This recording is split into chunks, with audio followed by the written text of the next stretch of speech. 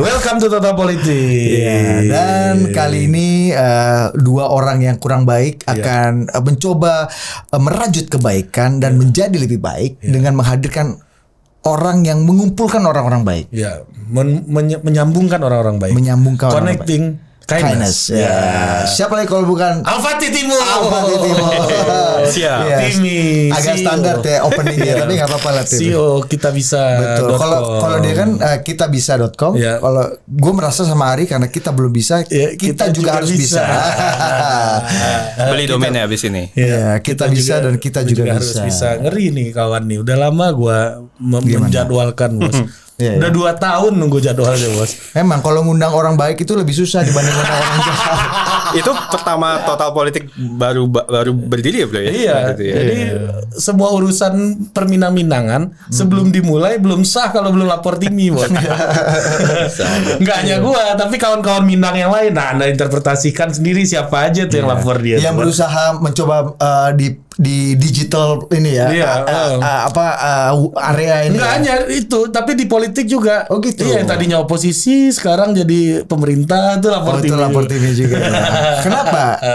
Kenapa Tim? Menurut lu tuh jadi rujukan teman-teman lu untuk melakukan lompatan-lompatan dalam hidup? Karena dia nggak baik itu kali. Enggak, kita seangkatan gue sama Ari beda setahun di UI, dia FISIP, gue FE, terus sama-sama Minang, sering-sering ngumpul lah, itu aja sih. Itu jadi lu dianggap inilah ya, rujukan ya. Panggilannya Datimi bos. Meskipun sepantar panggilnya Datimi. Tapi gini, karena auranya tua aja. Bisa. Tapi bicara kita bisa nih, lu kan apa namanya tagline-nya kan connecting apa tuh kindness ya, menghubungkan kebaikan ya.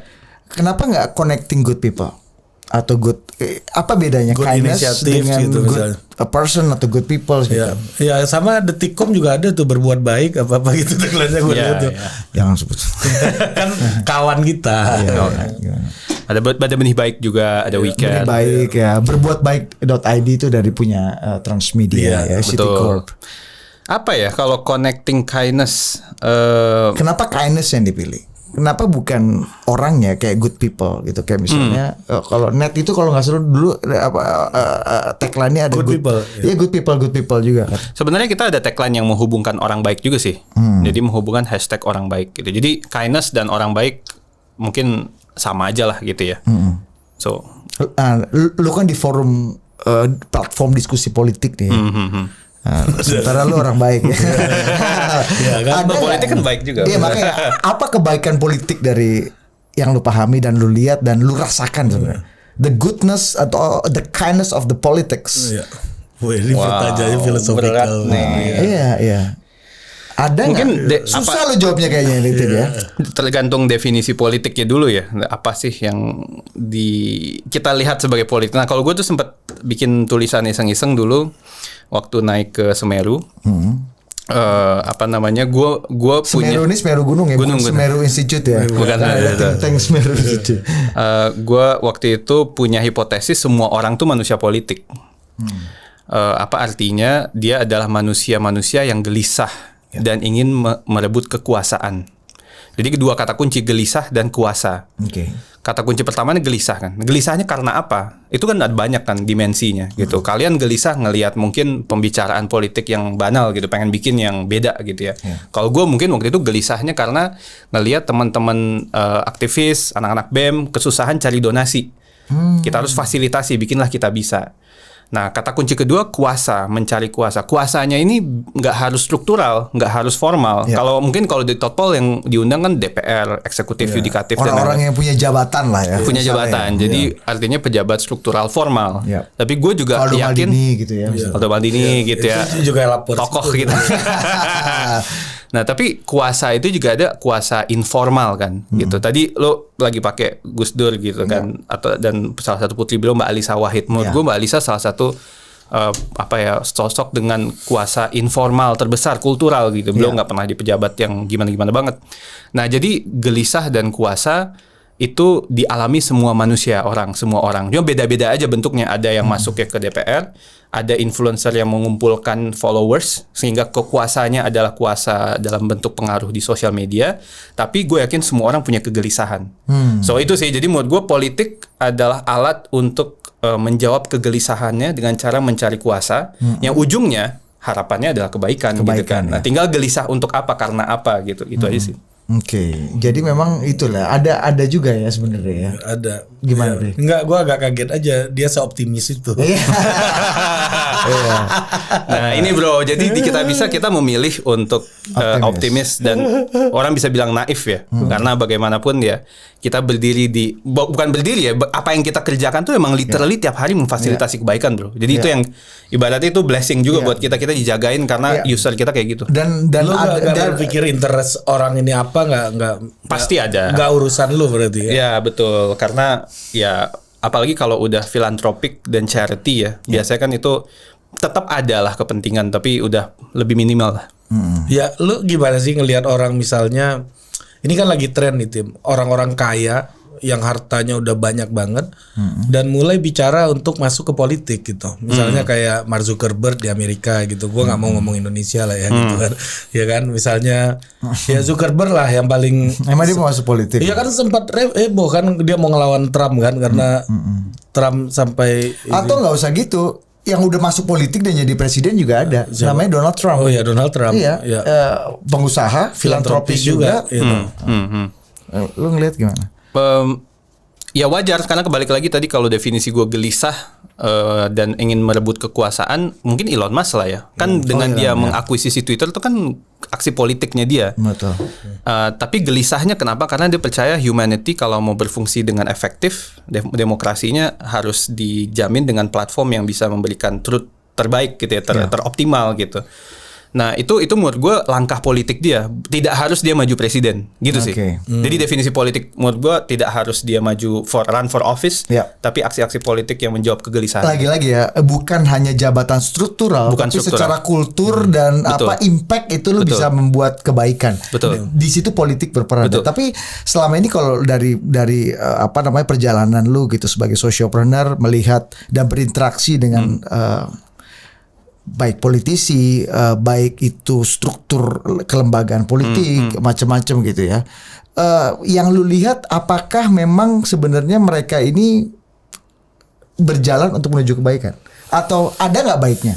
Boleh nggak lu elaborasi untuk itu nih Tim? Menarik nih, karena gini, orang tuh kan sekarang udah nggak percaya gitu. Kalau kita lihat banyak survei gitu, misalnya survei kepercayaan publik gitu ya, lembaga-lembaga demokrasi dan politik yang kepercayaannya paling rendah gitu. Jadi artinya nggak nyambung nih antara tujuan kebaikan yang ingin dicapai dari politik dengan kepercayaan dan anomali publik itu juga yang dulu gue ingat betul kawan kita Valdo Maldini itu masuk ke politik. Dia kawan kita. Iya, kawan kita semua. Jadi Valdo kawan kita. Iya, Valdo pernah ngomong gini, kenapa gue masuk politik ya karena berbuat baik aja nggak cukup karena nggak sustain gitu katanya. Kalau kata Ahok, kalau Ahok masuk politik dia bilang gini, kalau gue bantu misalnya orang, duit gue 200.000 ya gue paling satu hari bisa bantu 5 orang. Kalau gue bisa megang anggaran gue bisa bantu jutaan orang gitu misalnya kayak. Nah, lu ngeliatnya gimana? Agak susah nih pertanyaannya itu kan. Iya, karena mungkin gue melihat selalu dikontraskan ya antara berbuat baik tuh seakan-akan orang di pinggiran berbuat baik non struktural dan selalu termarginalkan versus yang berkuasa punya peran gitu-gitu dan itu jahat dan zalim. Nah ini menurut gua image-nya kayak gitu. Nah mungkin itu dulu yang didekonstruksi gitu bahwa tidak perlu ada pengkotak-kotakan ini gitu bahwa ya tadi kalau balik lagi ke gelisah dan kuasa ya orang-orang dua-duanya gelisah gitu. Cuman cara mencari kuasanya ada yang informal, ada yang struktural, ada yang formal. Nah balik lagi gelisahnya karena apa? Nah itu harus jujur kan. Nah menurut gue orang bisa jujur sama kegelisahan sama niatnya itu pun juga berproses. Valdo dulu sama sekarang sama tengah-tengah mungkin tuh berubah-berubah juga kan. Dia ngelihat hal baru, dia ketemu orang baru, dapat mentor baru. Itu yang nggak tahu sih, gue kadang gue agak suka hold judgment karena gue takut dia berubah gitu. Atau gue takut yang gue lihat hari ini belum tentu apa yang dia sesungguhnya. Atau minggu depan dia mungkin akan jadi orang itu yang ada nggak yang lu alami? Jadi lu kecewa sama Valdo? Enggak dong. Valdo the best. Ada nggak yang lu alami antara contrasting itu, orang yang dianggap atau nggak usah sebut orang ya, tapi ceritanya aja orang yang dulu lu punya hopes gede gitu kan, terus kemudian kecewa, atau justru orang yang punya image busuk, buruk dan lalim sekali ternyata baik sekali gitu. Iya ini lah guru Pak Jokowi. Enggak. Wah, gue deket tim aja.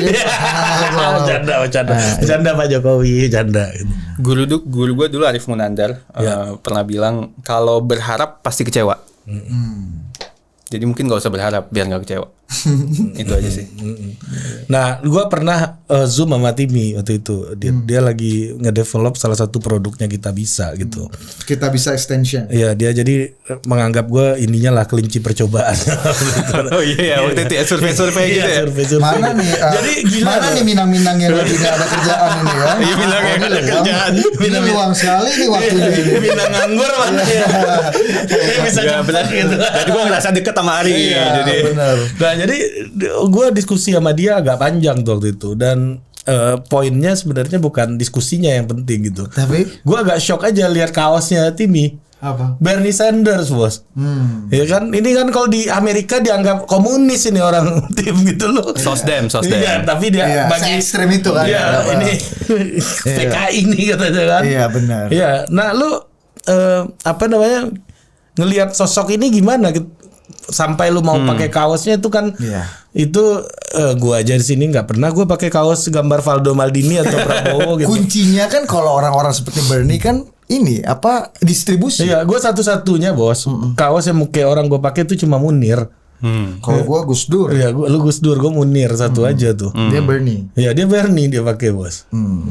Ya Bernie tuh gue suka karena konsistensinya ya, dan dia tuh dari tahun 90-an udah jadi congressman bro, dari Vermont kan, dan kalau lihat video dia pas muda sama gitu, pidatonya sama, sikapnya sama gitu, dan gue mengagumi ya sosok-sosok kayak gitu, karena menurut gue susah ya, disiplin, konsisten gitu.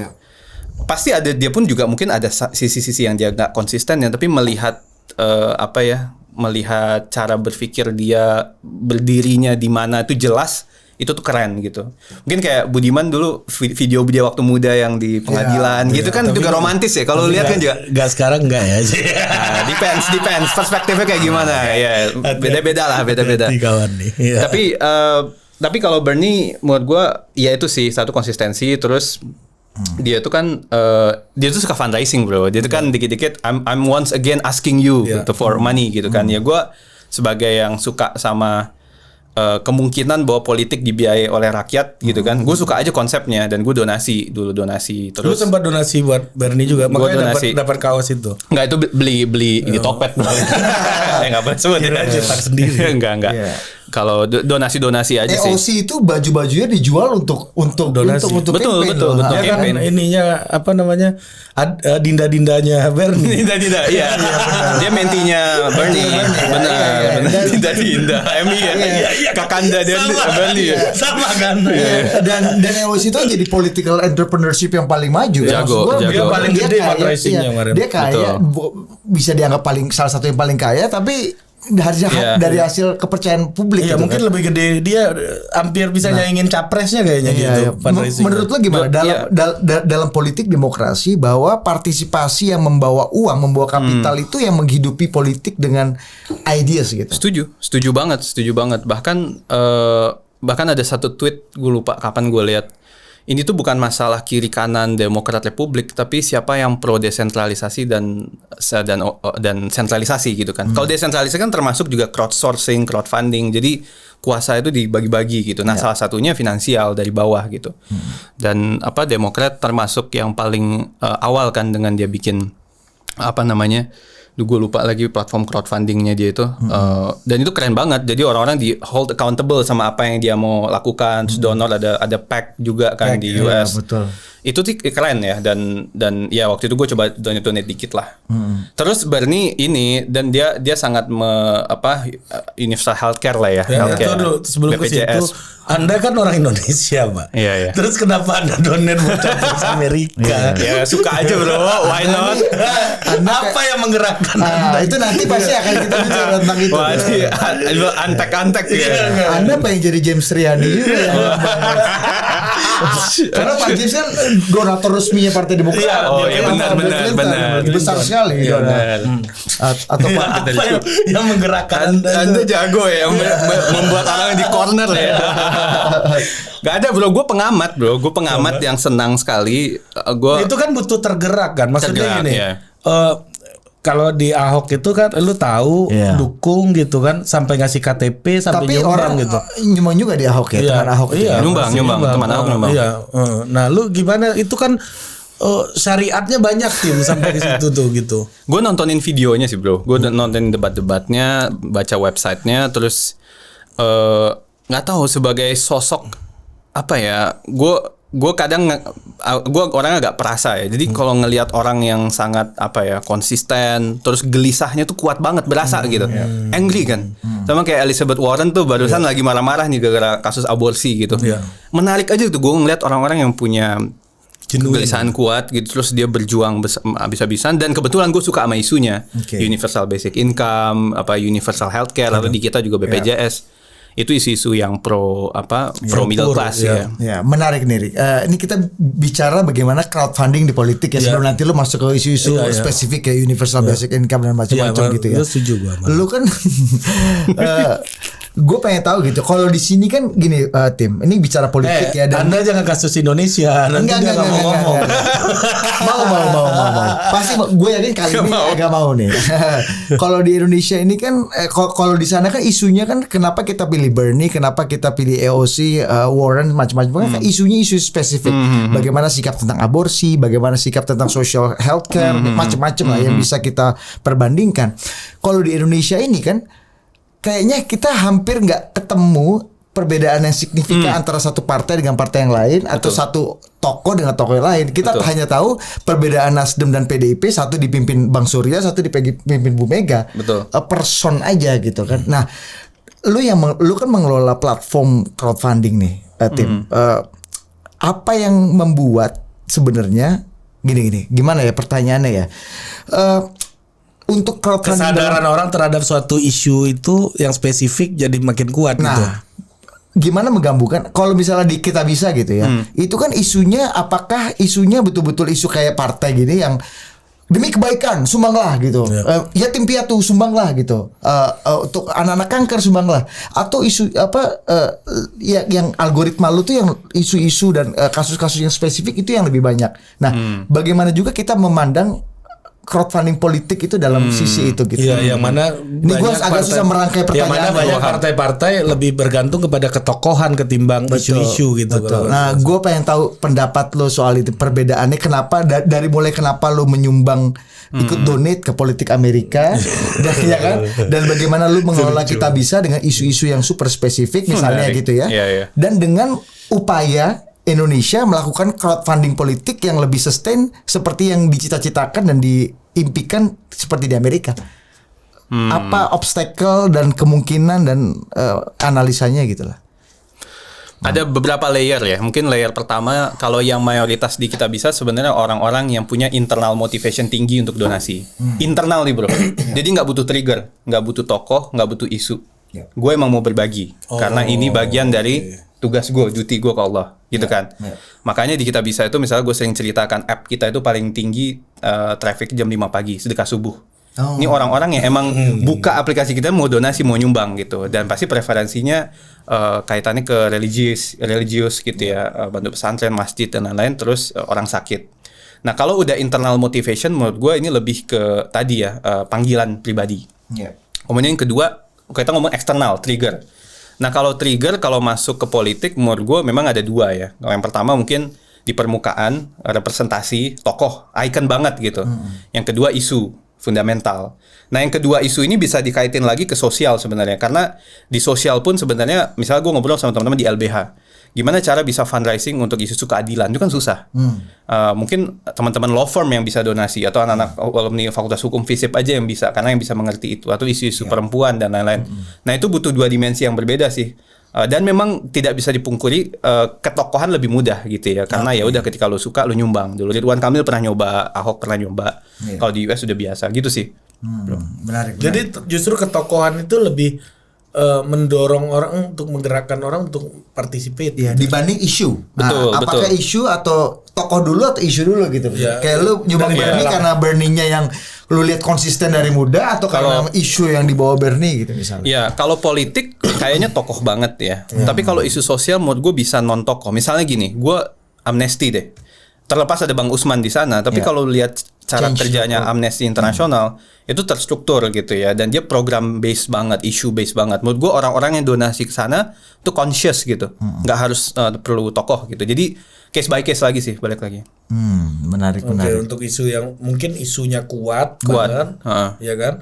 Itu tokoh jadi nggak terlalu relevan. Betul. Kalau isu-isu yang mungkin gitu ya, nyumbanglah untuk bangun pesantren ini, mungkin kita butuh tokoh yang betul-betul kuat juga. Ustadz Ari gitu ya, untuk endorse. Gitu. The nature of humanity dalam filantropik itu, apakah kalau lu lihat ya dari pengalaman lu mengelola Kitabisa, pengalaman lu juga donate segala macam, itu lebih tergerakkan untuk hal yang apa gitu?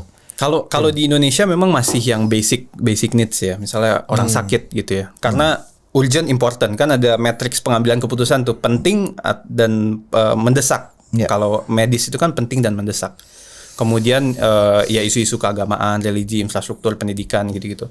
Nah, yang berikutnya baru mungkin isu-isu yang agak susah ya. Misalnya tadi kayak isu-isu keadilan gitu, pendidikan yang agak niche gitu-gitu sih. Penting tapi tidak important tapi tidak urgent gitu. Menarik. Nah, ini gue balik lagi nih ke ketertarikan lo sama Bernie Sanders gitu. Nah, di Indonesia tuh banyak tokoh tua. Ya kan, banyak tokoh-tokoh tua, tapi anak mudanya nggak segila sama Bernie gitu. Kan Bernie ini pendukungnya kan bocil-bocil kebanyakan. Dan Bernie nggak mencoba untuk jadi milenial ya? Enggak, tetap aja dengan gayanya. Bahkan orang bikin meme ya tentang dia. Dia waktu pelantikan presiden itu yang dia begini. Iya, benar-benar. Iya kan, ramai banget kan. Dia kan nggak berusaha main TikTok, dia nggak berusaha joget-joget. Nggak kayak IG-nya pidato-pidato doang isinya kan. Dia kan anak muda mana yang senang dengerin pidato gitu loh maksud gua loh. Dia nggak berusaha menyetop orang nyanyi lagu biarlah. Ya nggak apa-apa, kita ini, toh dia juga nggak bakal datang ke sini. Ya, tapi gue juga sebenarnya apa ya? Ya dulu sempat kayak wah banget sama Bernie. Tapi sekarang pun kayak Bernie kan lagi kayak suka dikit-dikit bilang tax the rich gitu. Elon Musk seakan-akan kayak jadi korban gitu, terus kan. Nah, gue lagi agak bersimpati sama Elon Musk gitu. Sampai Elon Musk terakhir nge-tweet kan, I forget you still alive gitu ke Bernie gitu. Saking dia konsistennya gitu gangguin para billionaires ini. Tapi gue nggak bisa juga ngelihat perspektifnya Elon gitu ya. Yang bahwa dia udah bayar tax 11 billion, terus dia bikin project-project yang dukung humanity, dan kadang kaum leftist mendiskon itu gitu, for the sake of mungkin pengen kapitalism atau apa macam gitu. Betul, kadang terlalu ekstrim juga gitu. Nah, jadi mungkin centrism ini nih yang menurut gue menarik ya, dan ini terjadi di mana-mana sih rasanya kan, otomatis semua ke tengah. Tengah itu kan tempat yang spesial sebenarnya, dan enak aja ngelihat dinamikanya kiri kanan di US, karena tadi kayak yang lu bilang polarisasinya tuh lebih ideologis, isu base gitu ya. Kalau di Indonesia kan mungkin lebih ke permukaan banget ya. Dan jadi Bernie ini saking kirinya, ya kan, dia makin kiri banget bos, sampai nggak ada orang lagi di situ. Iya, ini kayak berenang nyelam ternyata udah di Palung Mariana. Iya kan, sampah Indomaret udah nggak ada di situ. Sampah Indomaret. Benar. Iya kan.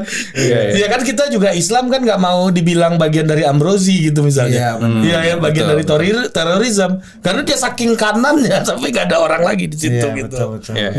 Oh, jadi lu udah mulai melihat Bernie kayak gitu sekarang. Bisa, benar gitu. Misalnya dalam case Joe Rogan juga misalnya kan. Joe Rogan itu dianggap sangat right wing karena kan terakhir dia ngundang. Nah makanya gue juga pengen nanya nih ke kalian karena gue tuh suka gitu ngelihat host-host yang berani cover both side gitu kan dan ekstrim kiri kanan. Menurut gue Joe Rogan salah satunya. Dan ketika dia ngundang yang kanan banget dianggap dia right wing. Padahal sepanjang sejarah dia sangat left dan progresif. Gitu kita juga sering dibilang ke channel Kadrun. Nah, ya padahal kita temannya Valdo Maldini juga gitu. Nah, menarik kan. Temannya Budi Aristiadi, Wamendes. Kita juga Om P juga sering kesini gitu kan. Benar-benar. Sering banget. Dan kalau kata Joe Rogan kan I don't always get it right kan. Kalian juga belum tentu selalu benar kan. Makanya kalian nanya terus kan, ngundang sisi sini, ngundang sisi sana. Dan menurut gue perjalanan itunya harus lebih sering diselebrasi sih. Bukan ini siapa ini di mananya, karena kemarin Joe Rogan di cancel itu menurut gua lucu banget, dia dianggap right wing padahal dia left banget hanya karena satu episode yang ngomongin apa gitu ya. Kalau dilihat dia sangat progresif, didukung Obama, dia dukung Bernie. Kecuali gitu. Memang orangnya yang berubah. Kayak misalnya ya, kalau kita lihat Rocky gitu misalnya, Rocky Gerung untuk hal-hal yang prinsipil sekarang misalnya soal dia sangat menolak kan RUU KUHP lagi dibahas tentang kumpul kebo, artinya dalam undang-undangnya ada itu ya orang harus menikah kalau nggak mau dikena hukuman gitu kan, itu kan akhirnya bagi dia memenjarakan orang untuk harus menikah. Menikah itu kata Rocky itu adalah hak bukan kewajiban. Nah kayak gitu-gitu hal seperti itu kan, itu kita menemukan ya akhirnya kayak penghapusan TAP MPRS tuh yang soal PKI gitu, keturunan PKI harus nggak boleh ada lagi diskriminasi gitu. Iya betul. Rocky dalam posisi yang konsisten gitu di situ. Orang kan orang sekarang gejala cancel ini ya menurut lo ya. Menurut lo gimana soal cancel ini Tim dalam dunia politik, dan lu juga mungkin sebagai crowdfunder gitu ya. Pernah nggak atau punya pengalaman nggak dianggap memihak atau sided dalam satu isu tertentu, atau memihak tidak memihak kepada korban gitu, misalnya kena cancel juga gitu misalnya. Nah ini menarik nih, lu yang buka nih soal cancel nih. Menarik. Ya dulu pas reformasi di korupsi, demo mahasiswa kan Ananda Badudu sempat galang dana di Kitabisa gitu ya, dan ini kayak pertama kali gue cerita di sini. Jadi kita sempat juga dipanggil pihak berwajib gitu tentang bagaimana sikap kita terhadap penggalangan dana untuk aksi-aksi seperti itu gitu. Dan menurut gue pada akhirnya ya pasti akan ada ada pilar-pilar di mana lu nggak bisa langgar karena gimana pun lu ya berizin di Kemensos di bawah negara gitu ya kan. Tapi di sisi lain menurut gue kita juga harus punya sikap-sikap tertentu yang mendukung gerakan sipil gitu, karena gimana pun crowdfunding kita bisa akarnya pasti akan gerakan publik gitu. Dan kita bisa itu, gue sering cerita ke tim, campaign pertama kita yang berhasil terdanai di atas 100 juta itu tuh adalah bantu master di terminal di Depok. Jadi sekolah anak jalanan di Depok terancam digusur. Waktu itu anak-anak BEM UI pakai change.org, pakai Kitabisa, dapat Kitabisa 130 juta. Terus viral di Twitter, nggak jadi digusur.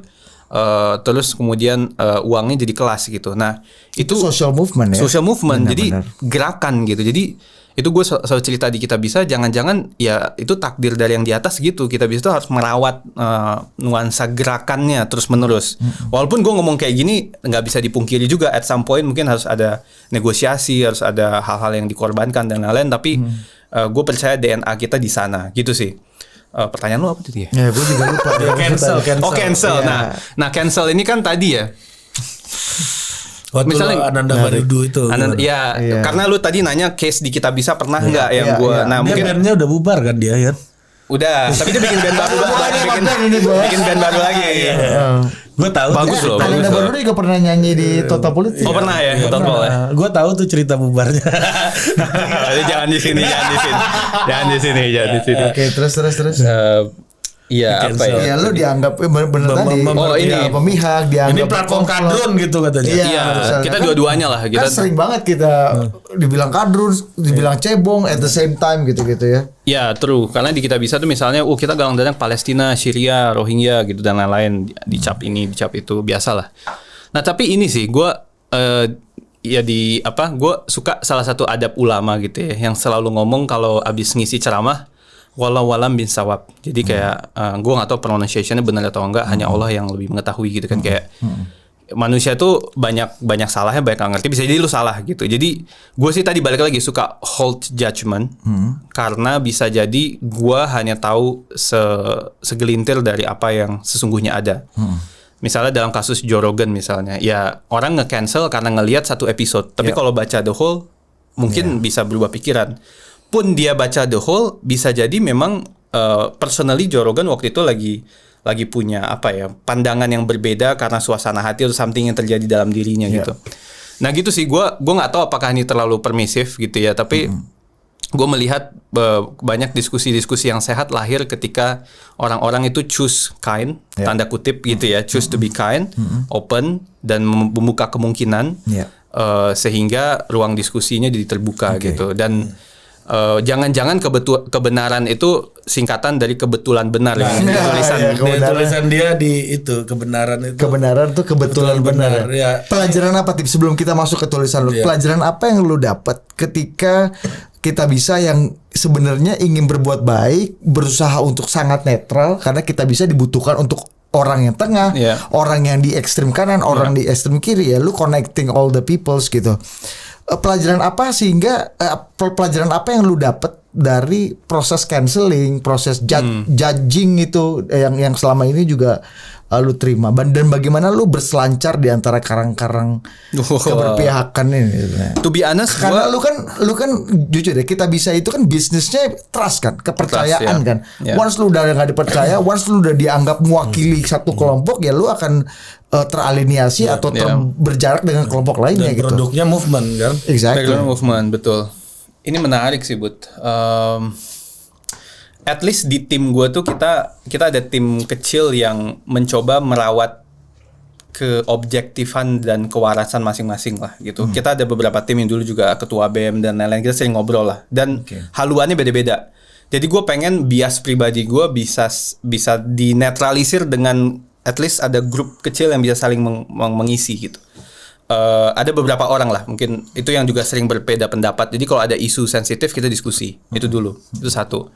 Kemudian berikutnya biasanya kita juga memaknai cancel culture-nya sebagai proses sih. Proses menuju ke tengah juga sebenarnya. Karena orang belajar kan. Misalnya kayak siapa si Amber sama siapa yang sekarang lagi happening, Johnny Depp gitu ya. Itu kan orang jadi belajar hal baru gitu ya. Nah, riak-riak ini diperlukan. Itu sehat juga. Jadi satu sisi gue merasa ini balik lagi kalau di tulisan gue itu gue tahu orang itu juga MBTI beda-beda, ya kan? Ini jadi natural aja bro. Manusia tuh emang beda-beda. Ada yang ENFP, ada yang belakangnya itu FP, feeling dan perceiving. Ada yang thinking and judging. Jadi ada orang-orang yang nggak mau abu-abu, maunya clear gitu. Which is nggak apa-apa, bagus gitu. Karena dia butuh decisiveness. Tapi ada orang yang lebih mudah berempati, feeling dan perceiving. Jadi dia perceive, empati membuka kemungkinan. Nah ini tuh bertuburukan aja satu sama lain dan akhirnya ketemu konsensus, ketemu sintesa baru gitu ya. Nah cuman yang gue amati kalau di sosmed suka tubir-tubirnya itu kan suka menimbulkan korban kan gitu, drama-drama yang sayangnya mungkin terlalu dini gitu, mungkin jadi ada yang dikorbankan. Nah kalau kita hold judgment sedikit, kita agak lebih kind gitu ya, mungkin hasilnya akan lebih baik gitu ya. Jadi kalau dalam filsafat ilmu itu ada paling tidak 3 cara untuk menemukan kebenaran gitu kan. Ya kan, yang pertama itu ada falsifikasi, itu yang kita kenal sebagai Popperian gitu ya. Jadi ketika lu bilang semua angsa putih, cukup bawa satu angsa hitam katanya kan. Nah yang kedua itu akumulasi. Dulu awalnya kita kenal dokter mata, habis itu ada dokter syaraf mata, tambah lagi gitu. Jadi ilmu pengetahuan itu ternyata kebenaran itu sifatnya dia selalu bertambah gitu. Nah ada yang terakhir ini aliran macam Thomas Kuhn gitu. Dia bilang bahwa kebenaran tuh harus revolusioner. Jadi lu harus membantah paradigma lama dan menciptakan paradigma baru untuk the way of thinking gitu. Hitam putih ini ya. Iya, hitam putih dan menghancur mengeliminasi yang sudah ada. Dekonstruksi gitu. Kalau kebenaran dulu modernis itu tunggal gitu kan. muncul postmodern, enggak, kebenaran enggak tunggal, kita perjuangkan kebenaran yang partikular ini gitu kan. Ya kan? Ya lu menganggap tunggal ya silahkan, tapi bagi gua multidimensional gitu. Nah, makanya di di sosiologi ada istilah multiple paradigm gitu. Nah, lu di sini lu bilang bahwa lu ngelihat truth tuh kayak apa sih sebenarnya ya, di tulisan ini lu bilang ya sementara aja benar itu gitu misalnya, karena ya besok bisa berubah lagi gitu. Kalau lu ngelihatnya gimana, Tim? Iya, mungkin case-nya kan gue di tulisan itu awalnya dari Joe Rogan lagi ya. Dia ngundang orang, ternyata penyuka teori konspirasi COVID gitu, di cancel lah, dianggap dia right wing. Kemudian terus dia bilang, kok gue dibilang right wing atau menyebarkan hoax atau misinformasi? Karena sebenarnya menurut dia misinformasi itu relatif terhadap pembuktian yang belakangan muncul. Contohnya apa? Dulu misalnya dia bilang kalau dia ngomong di podcast dia gitu, lu pakai masker kain nggak ada gunanya. Lu bisa diserang kan gitu, bahkan mungkin bisa dipolisikan gitu, karena waktu itu harus pakai masker. Sekarang scientific terbukti, belum terbukti aja gitu. Waktu itu belum kajian, belum full gitu. Dulu misalnya kita bilang, kalau vaksin tuh nggak mungkin sepenuhnya bisa mencegah COVID. Kalau dulu lu nyebut itu, mungkin lu juga diserang atau bahkan masuk polisi gitu ya. Tapi ternyata setelah orang nyobain vaksinnya, ternyata benar masih ada yang kena gitu. Jadi dari tesis sederhana itu aja, case COVID aja, dia di cancel karena bilang A, tapi ternyata sainsnya menyusul gitu. Oh bener kok, ternyata emang nggak kayak gitu. Nah makanya dia bilang misinformasi itu relatif terhadap kebenaran yang muncul kemudian. Nah dari sana gue berefleksi juga, sebenarnya kan dulu mungkin zaman kita skripsian gitu kan udah dibilang kan, nih skripsi kita nih nggak selamanya pasti dibantah gitu kan. Ini kan tesis, akan ada antitesis jadi sintesa gitu. Dan buat orang-orang ilmuwan ini hal yang biasa kan, lu akan di cancel juga oleh setelah lu gitu. Betul. For some extent akan di-argue gitu. Dan di agama gue belajar sependek pemahaman gue ya, itu kan ada namanya ijtihad ya. Ijtihad ulama itu sumber hukum ketiga loh. Ulama tuh boleh berpendapat atas hal-hal baru yang kontemporer gitu. Dan yang menarik adalah kalau benar pahalanya 2, kalau salah pahalanya 1. 3. Benar 3 ya? Iya benar 3. Ini debat untuk 3 dan 2 ini agak terlalu. Ganjil. Oke. Nggak, jadi kan menarik kalau lu salah. Itu skripsi gua soalnya. Oh, lu skripsi lu. Ijtihad. Soal ijtihad salah satu. Nah, menarik. Nah, lu bisa nambahin, Bro. Dalam ijtihad ulama terbaru itu 2. Bisa jadi. Kan terus berkembang. Terus. Ya, jadi kan berarti kita di agama pun mengencourage untuk membuat kebijaksanaan baru, mengupdate hal baru. Kalau di hukum tuh istilahnya diskresi, Bos. Diskresi, ya betul. Hukum pun memberi ruang itu. Betul. Dan ya dulu di Middle East perempuan nggak boleh keluar gitu. Sekarang udah boleh nyetir dan lain-lain, itu kan juga diskresi, fatwa, ijtihad gitu. Itu sih, jadi gue melihat dinamika itu terjadi, dan mungkin itu kan high level gitu ya. Misalnya kalau ngomong filsafat, Hobbes juga bilang kan bukan truth tapi authority. Jadi kita tuh minjem aja otoritas, ngomong apa sih Mahkamah Agung, ngomong apa, agama ngomong apa. Tapi kalau gue balik ke pribadi, apa sih hal sederhana yang gue bisa simpan adalah ya balik lagi tadi hold judgment tadi gitu. Karena bisa jadi apa yang gue terima sekarang belum tentu full picture aja gitu. Dan tugas gue mungkin ya mengedukasi diri gue dan melihat sisi lainnya. Makanya gue suka kalau Twitter itu lu bisa follow siapapun kan. Dan gue sangat encourage siapapun untuk follow both side. Nah, ini kayak ini juga ya Tim ya, kayak Kopernikus dulu sampai minum racun kan. Gimana tuh ceritanya? Ya kan, soal matahari pusat alam semesta. Bertentangan dengan gereja. Iya, bertentangan sama gereja gitu. Science is about power kan sebenarnya kan. Akhirnya juga otoritas. Akhirnya kan gereja dalam Konsili Vatikan berikutnya kan kemudian berijtihad juga kan. Berijtihad juga. Bahwa gereja itu adalah sumber kebenaran, tapi di luar gereja juga ada kebenaran. Betul. Kalau kata Nietzsche, siapa Nietzsche keluarnya ya. Nanti ngamuk lagi penonton nih kan. Tapi iya benar-benar judgment itu kan masalah psikologis kan, kenyamanan. Menurut lu antara emosional dengan rasionalitas gitu dalam judgment yang lu lihat ya, terutama dalam fundraising, membantu orang-orang berbuat kebaikan dan menaruh apa yang dia punya untuk sesuatu, kan basketnya banyak sekali nih gitu. Lu ngelihatnya gimana secara psikologis ya? algoritma apa namanya orang-orang yang terlibat dalam fundraising ini gitu? Emosional sih masih dominan ketimbang rasional, karena tadi balik lagi kalau emosional kan trigger luar dan internal motivation. Rasional juga bisa internal motivation, tapi mayoritas tadi balik lagi kalau lu buka Kitabisa kelihatan banget memang masih ke yang urgent dan important itu isu-isu emosional. Artinya lu percaya bahwa sesuatu yang berhubungan dengan fundraising, merelakan sesuatu yang lu punya untuk lu bagi-bagi sebuah perjuangan, itu lebih banyak emosionalnya yang digerakkan. Artinya kalau politik mau melakukan hal yang sama dengan Kitabisa untuk filantropi kebaikan, itu juga sisi emosional aja dong. Yang lebih harus dikedepan menurut lo. Ini kalau kita bicara algoritma aja nih. Ya kan banyak nih politisi yang pengen fundraising, punya mimpi. Semua terlibat dalam Kitabisa gitu kan.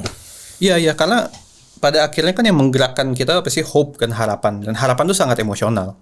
Storytelling berbasis harapan itu kan sangat penting. Di sosial pun juga itu bekerja, di politik juga bekerja. Jadi rasional menurut gue misalnya kayak Andrew Yang gitu ya, math gitu. Dia kasih lihat angka-angka gitu itu bagus. Buat beberapa orang works, pelengkap lah. Menurut gue itu penting. Tapi narasi dia bahwa universal basic income, semua orang bisa dapat freedom dividend $1,000 itu kan bukan hanya $1,000-nya, tapi lu jadi nggak perlu mikirin hal-hal apa ya banal harian atau mingguan bulanan, dan lu bisa berkarya, akan ada seniman baru. Itu menurut gua harapan-harapan yang menarik gitu ya. Sama kayak tapi tetap aja pada ujungnya dia menjadi emosional. Akan jadi emosional. Pilihannya dia emosional. Dengan menggunakan argumen-argumen rasional ini ujungnya ya kayak ya Andrew Yang tadi gitu. Melegitimasi pilihan emosional dia gitu ya. Itu kayak sini ada filsuf namanya Peter Singer. Dia bikin yayasan gitu untuk pengentasan kemiskinan di Afrika, tapi targetnya itu strongman gitu, tim. Jadi orang-orang kaya memang targetnya. Bukan kalau lu kan Kitabisa, gua nggak tahu ya. Lu bisa klarifikasi dan sini. Jadi kalau gua melihat Kitabisa kan kebanyakan akar rumput ya, apa memang gerakan akar gitu. Rumput punya gerakan publik gitu maksud gua. Kalau ini enggak, dia fundraising ke orang-orang kaya. Bilang bahwa kalau lu hidup dengan 30% penghasilan lu aja, itu hidup lu tetap mewah, bos, katanya. Nah, 70% lu sumbangin, orang-orang Afrika akan lebih baik hidupnya, sehingga ekonomi dunia jauh lebih berkeadilan dan semuanya barang-barang yang lu produksi nanti akan banyak juga yang beli gitu. Jadi dia pakai narasi kayak gitu. Nah, gua nggak tahu di Kitabisa lu ngelihatnya beda apa sih bedanya fundraising ke yang bentuknya movement dengan yang peer to peer elite ini gitu. Bagus istilah peer to peer elite. Mati. Iya dari namanya aja kita kan, collectivism gitu. Jadi elit juga kita. Iya. Kalau elit itu bukan kita, kami. Oh, betul, kami. Tapi kan ada istilah dia. Orchid nih orang kita. Enggak, tapi bro, lu kalau lihat apa ya namanya demografis donatur kita, lu nggak percaya sih. Majority itu sebenarnya menengah dan menengah bawah. Iya. Oh gitu. Iya, betul. Bener kata lu. Iya, gua duga. Iya, udah gua duga karena gue pernah coba bikin campaign di Kitabisa itu variasi, bos. Ada yang 15.000, 25.000, itu kan kelihatan angkanya itu sebenarnya. Iya. Dan apa namanya bahkan dan itu dan tidak ada hubungan antara apa namanya kekayaan dengan kedermawanan kan. Bisa jadi orang makin kaya makin kikir. Bisa jadi makin kikir gitu. Itu banyak tuh. Kalau kata senior kita yang kemarin tuh. Ya. Inisialnya RPS. Dulu itu kalau zaman kau sekolah itu kan hemat pangkal kaya. Zaman aku sekarang kalau mau kaya ini pelit pangkal kaya, bos. Itu logatnya. Saya kenal itu. Udah jelas provinsi mana itu. Iya. Terus. Ya, jadi apa namanya ya kita melihat kedermawanan dan solidaritas ya, akar rumput itu bekerja dengan sangat efektif gitu dan kami jadi saksinya gitu ya. Dan itu luar biasa, bro. I mean, terlepas mau direduksi menjadi angka aja gitu ya, tapi menurut gue banyak pengalaman-pengalaman spiritual yang dialami donatur kita ketika dia berdonasi yang itu nggak bisa dijelaskan dengan hanya statistik gitu. Bagaimana orang-orang yang misalnya ada yang kayak dia berdonasi cancer terus-menerus karena salah satu anggota keluarganya ada yang pernah pass away karena cancer. Ini emosional lagi balik emosional gitu. Dan ini kan ya pengalaman-pengalaman pribadi yang tadi yang kita nggak pernah tahu nih apa penyebab-penyebabnya yang mendasari generosity dan filantropik tadi. Nah, mungkin beda sama super rich tadi yang lebih rasional, lebih vested interest, gue mau dapat apa gitu kan. Oh, kita bisa anonim, bro. Siapa yang tahu kan? Majority 80% hamba Allah. Gue ada ya waktu gue bikin ada yang nyumbang 15.000, Dit. Ada 20 juta, Dit. 15.000 sampai 20 juta yang gue bikin. Lu fundraising apa? Buat Tarno waktu itu. Tarno, benar. Ternyata gue bukain politik ya? Iya, gue bukain warung. Buat Valdo Maldini. Enggak, kita buka warung dari Kita Bisa 6 bulan COVID. Sekarang buka lagi gak, bro? Enggak, di Malang dia pindah. Oh, di Malang. Oh, jadi enggak di Barel lagi? Oh, enggak, karena itu tadi COVID. Tapi aksesnya masih ada, Barel itu. Apa aja? Yang akses ke jalan Barel itu masih ada? Enggak di situ, di FIBUI dia bikin. Oh iya, di FIB ya. Ya, tapi gara-gara itu abis itu COVID, Bos. Artinya nggak bisa pakai Kita Bisa lagi bantunya ini kan. Udah beda urusan gitu. Iya. Gue ingat kayak waktu lu fundraising Bang Rocky donasi ya. Iya, dia donasi 2 juta kalau nggak salah. Disebut. Rocky itu agak generous. Untuk hal itu gue aku ya Rocky ini. Rocky meskipun kita pertanyakan agamanya. Tulis namanya komentar. Tulis nama. Siapa Rocky? Ada 20 juta anonim, Bos. Rocky 2 juta tulis nama. Niatnya mungkin memotivasi yang lain gitu. Gua aja nyumbang gitu kan. Tapi kalau nggak salah nih, gue menarik ya. Gue tuh pernah baca. Gue diceritain Charlie ya, Bang Charlie Malarang yang tahun 2008 atau 2009. Warren Buffett itu filantropinya itu hampir 500 T gitu, misalnya. Artinya dia ini kalau istilahnya Reza Malarang ini kreatif kapitalism. Gimana dia berjuang dan banal quote unquote mengakumulasi ke uang gitu ya. Kemudian kalau udah terkumpul tuh dia tinggal ginanya, nyoh buat kamu gitu. Itu kan hal lain lagi. Itu yang kata Timmy tadi ada kepentingannya, misalnya brandnya gitu misalnya. Ya, bisa aja. Ya kan, sampai dibicarakan di seluruh dunia ini. Citranya kan sebagai filantropi gitu kan. Itu yang menurut lu kalau lu kasih 70% dana lu juga lu nggak miskin. Iya, nggak miskin kata si Peter Singer. Nah, makanya kalau di yang Timmy bilang tadi, akar rumput nih anonim, Dit. Hamba Allah, Dit. Gimana, Bos? Itu membedakan gitu menurut Timmy tadi gitu. Iya. Buat politik itu kan buat ini ya. Buat hal-hal yang emosional menyentuh. Lagi-lagi nih kan ini forum politik ya, diskusi politik. Dalam politik menurut lu gimana, Tim? Ya Bernie Sanders kan berhasil itu tuh. Ininya ya benchmarknya AOC dan kawan-kawan itu kan, ketika lu jelas sama isunya, keberpihakannya, berhasil membuat angle-angle komunikasi yang jelas. Harusnya bisa gitu. PSI dulu sempat fundraising loh. Ya, dan berhasil kan sempat awal-awal. Belajar dari Ahok sih sebenarnya. Dari Ahok. Ya, kalau Ahok tuh ini gue mungkin nih terakhir nih, Tim. Jadi lu ngelihat nih gue minta saran nih buat Total Politik nih. Ya kan, kalau gue nih channel gue nih mau gue lanjutin nih ya. Ini gue nggak tahu nih, satu acara udah gue bungkus kemarin kan, pada heboh tuh orang kan. Lu nggak sanggup bayar ya katanya. Oh itu ya. Iya, ini Petrus. Ya tunggu aja Petrus, nanti ada kejutan buat Anda. Itu nanti. Kan kayak bukan 4 mata jadi 4 mata. bukan nanti habis ini bukan gitu Petrus. Mau ditipu. Jadi Tim, gue mau lewat platform ini, lewat channel ini, gue mau galang dukungan publik.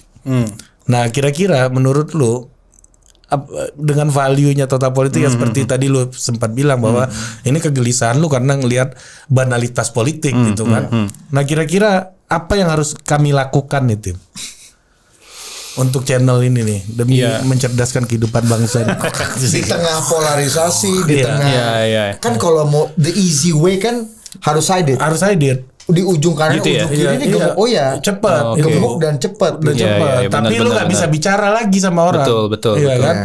Nah makanya gue kadang dituduh cebong, kadang dituduh kampret. Ya artinya gue masih nggak sided gitu karena orang masih berubah-ubah gitu. Iya. Pertama menurut gue ya stay who you are sih. Kalian sendiri berdua sebagai co-founders, values-nya apa, prinsipnya apa. Menurut gue itu akan resonated, berasa gitu ya. Dan kalaupun niche nggak apa-apa niche gitu. Menurut gue double down aja gitu, fokus aja ke sana gitu. Bahkan karena kan kalau di dunia startup tuh ada istilah kayak lebih baik lu menyelesaikan masalah diri lu sendiri gitu. Kayak udah lu nggak usah menjadi orang lain. Kalau lu emang lu segmennya niche, lu niche aja. Dan terbukti menurut gue sekarang Todd Paul walaupun nggak harus se-mainstream yang lain gitu ya, tapi kan cukup niche dan cukup loyal gitu ya. Nah tinggal lu nambahin value-value apa yang bisa didapatkan oleh pendengar gitu ya. Apa sih service-service lain gitu. Jadi istilah itu grow with customer gitu. Jadi lu udah tahu nih ceruk gue ini. Kebutuhannya apa? Ke depan dia akan seperti apa? Itu grow aja bareng-bareng. Bikin produknya pelan-pelan gitu-gitu. Awalnya podcast kan gitu sih. Iya, gue mau kampanye nih soal universal basic income. Siap. Gue serius, gue mendukung gue. Kan awal-awal kita ketawa aja dengerin Andrew Yang kan. Andrew Yang ini. Elon Musk dukung UBI loh. Iya. Dan padahal dia agak Republikan lean tuh. Dan lama-lama yang membuat orang percaya bukan ada hal baru dari ijtihad Andrew Yang dan kawan-kawan.